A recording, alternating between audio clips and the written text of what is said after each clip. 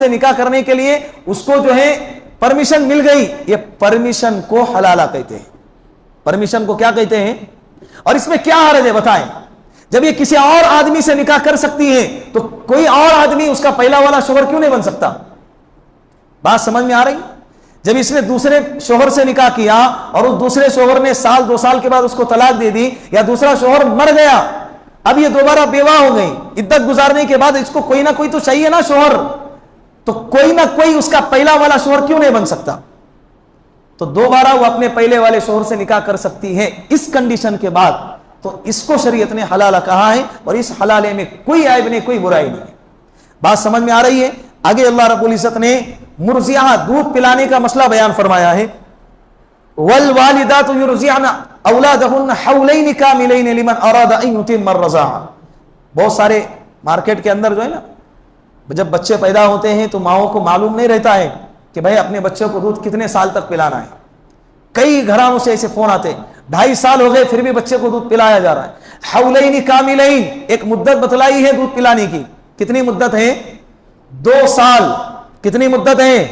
2 साल। 2 साल से ज्यादा दूध पिलाना जायज नहीं है। इससे बहुत सारे मसाइल इसके साथ जुड़े हुए हैं। हमशेरा बहन के साथ निकाह करना जायज है या नाजायज है? अगर हमशेरा यानी दूध शरीक बहन है, निकाह हो गया और बाद में पता चला कि जिसके साथ निकाह हुआ था इन दोनों ने एक ही औरत से क्या किया है?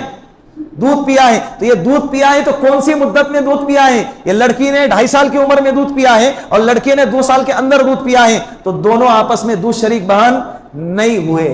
ये मसाइल आगे चल के फूटते हैं। इसीलिए शरीयत ने कहा है कि अपने बच्चे को 2 साल तक दूध पिलाएंगे। 2 साल से ज्यादा दूध पिलाने की मुद्दत इतनी है। वह हमलुहु व फिसालुहु 30 शहरा, हमल की मुद्दत और दूध पिलाने की मुद्दत ऐसा बयान किया गया है 2.5 साल। 30 शहरा 30 महीने।